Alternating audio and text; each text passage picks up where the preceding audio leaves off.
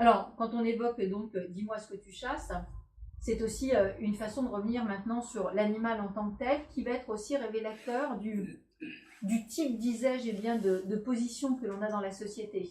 Mais en dehors de cette position, il y a aussi le fait que certains animaux sont répartis comme la société. Vous avez des animaux nobles, d'autres qui le sont un petit peu moins.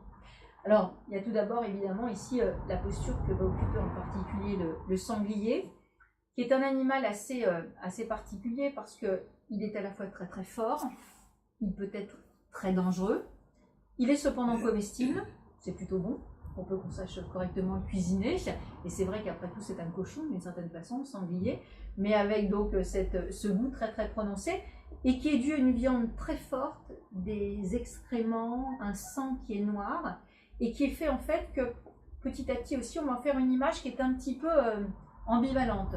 Il est à la fois bon à manger, il est symbole de force, mais il est aussi un peu parfois considéré comme une image plutôt malfaisante. Alors c'est vrai que les paysans le détestent, hein.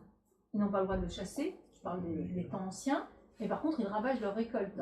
Ils ne peuvent rien faire puisque les nobles le chassant, eux ne souhaitent pas du tout que l'on endigue en fait ce développement du sanglier.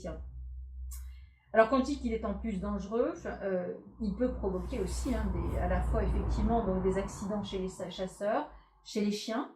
C'est d'ailleurs un tableau du fameux Desportes que vous voyez là, qui représente l'animal.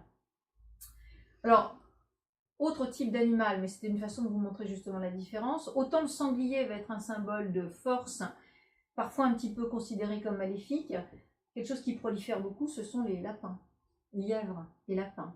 Et encore une fois, ici, on est assez bien placé en Eure-et-Loir, parce que je pense qu'il y a peut-être des gens qui connaissent un peu cette affaire, mais on a eu en 1952-1955 un souci majeur qui n'a pas seulement intéressé l'Eure-et-Loir, mais qui a intéressé la France entière et même au-delà, c'est la myxomatose, qui est partie en fait d'une problématique locale.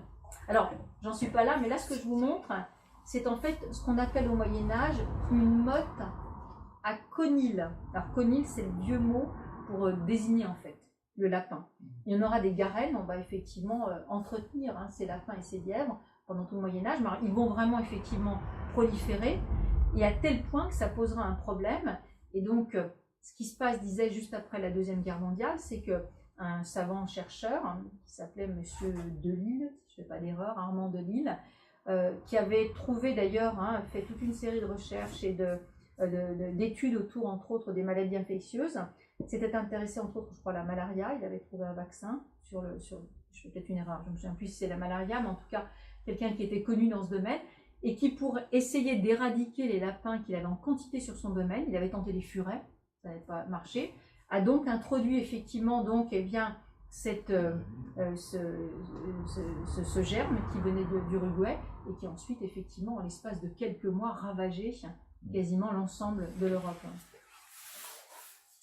Alors, pour illustrer le propos, je vous en montre un lièvre. Magnifique, celui-là. Ça, c'est Dürer.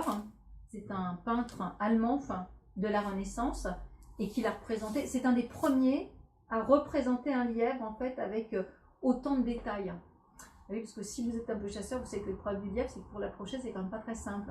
Il ne reste pas en place. Et alors, on se pose vraiment la question de savoir comment il a réussi à faire son dessin. Et on soupçonne qu'il a dû faire un mélange entre l'étude d'un lièvre mort et peut-être aussi donc ensuite des animaux comme le lapin. Enfin, il a dû faire un mélange des deux pour arriver à le peindre de façon aussi correcte. Alors j'évoquais tout à l'heure le côté symbolique, j'y reviens maintenant. Ça, c'est un peintre qui s'appelle Maurice Denis. Et lui, il va représenter ici le sujet aussi qui va être l'origine d'un saint, enfin en tout cas qui est lié à l'histoire d'un saint. Ce saint, il s'appelle Saint Hubert ou Saint Eustache. On a fait un mélange en fait des deux. Et l'histoire est la suivante, c'est un homme, en tout cas quand on parle de Saint Eustache, on l'a dans la cathédrale de Chartres, qui est en même temps un Romain, puisque c'est censé se passer pendant la période antique, qui se trouve à la chasse, et alors qu'il poursuit le cerf s'arrête. Et c'est Dieu qui lui parle à travers le cerf, et qui l'engage donc à se baptiser. Ce que va faire Eustache, et puis qui, chemin faisant aussi, en devenant chrétien, va se retrouver lui-même en but aux persécutions. Et par la suite, on fera un mélange entre les deux saints. Eustache, c'est un mélange en fait avec Saint Hubert. C'est quasiment par la suite le même personnage.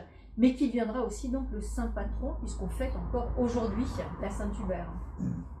Alors très associé, vous disais ici, vous voyez, quand on voit apparaître le Christ, et pour les raisons que j'évoquais tout à l'heure, c'est-à-dire que eh bien, cette ramure du cerf qui tombe régulièrement, c'est une allusion au Christ, et au fait que quand il perd sa ramure et qu'elle repousse, c'est le thème aussi de la résurrection. Alors là aussi, on est plutôt dans notre région, puisqu'on a le château d'Annette, château de Chenonceau, château de Chaumont, qui ont en fait réuni une même figure féminine, qui est Diane de Poitiers. Diane de Poitiers, maîtresse d'Henri II, qui va recevoir donc à la fois évidemment des hommages en tant que maîtresse du roi, mais souvent qu'on a comparé à Diane chasseresse, et qui portait d'ailleurs, hein, c'était vraiment son prénom, Diane, et qui pratiquait la chasse sur le domaine d'Annette, entre autres choses. Et puis on s'en est amusé, c'est-à-dire qu'il y a toute une série de peintures qui par la suite vont jouer un petit peu sur ce côté très ambivalent.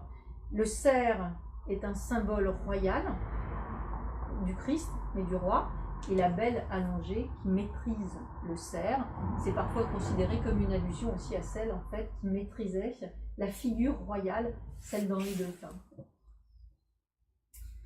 Alors voilà d'ailleurs pour terminer un petit peu une image aussi qui me ramène à ce que je disais à propos donc d'Henri IV. Lui considérait effectivement que dans la vie il y avait 3 thématiques importantes et qui lui permettaient en quelque sorte d'avancer au jour le jour: la guerre, la chasse, l'amour. Et puis rajouter un peu aussi la convivialité, mais qui venait, vous le voyez, derrière en fait l'amour, qui pour lui était vraiment à pratiquer, comment pratiquer en quelque sorte la chasse. Donc voilà un petit peu comment on a conçu le livre. L'idée c'était vraiment de trouver des sujets qui soient à la fois assez familiers dans l'enluminure, dans le domaine de la tapisserie, des personnages aussi célèbres, et puis surtout qui permettent sous forme de quantité de petites anecdotes, hein, de pouvoir aussi les approcher. On a aussi conçu le livre de façon à ce que ce soit des petits paragraphes faciles à lire. C'est pas du tout en fait une somme. Je vous en montre d'ailleurs quelques exemples. On va les distribuer. Voilà. Donc là, en dessous. Mais l'idée vraiment c'est qu'on puisse en fait un petit peu picorer à l'intérieur. Donc on retrouve ici ce que j'évoquais sous forme d'un petit paragraphe assez facile en fait à lire. Et puis surtout, on couvre toutes les périodes quasiment en fait de l'art européen. On va même, vous voyez, jusqu'à la période des impressionnistes. Ici, c'est une peinture entre autres donc de Manet qui présente un chasseur. Alors quelques images aussi qui ont été traitées vraiment ici avec une double page plus accentuée, de manière aussi à valoriser certaines des images. Et puis de façon assez chronologique, puisque ça part en fait de la période qui est celle de la préhistoire, avec un petit peu aussi donc l'Antiquité. Et on aboutit jusqu'à l'aube du XXe siècle. Alors voilà d'ailleurs un peintre qui est à l'honneur en ce moment dans une exposition qui se tient à Paris, au musée de l'Orangerie. Et puis une petite précision enfin, on vient d'avoir un prix pour le livre. Le livre a été en fait couronné, il recevra ce prix au moment du Game Fair, en fait une grande réunion de chasseurs qui a lieu à la Motte Beuvron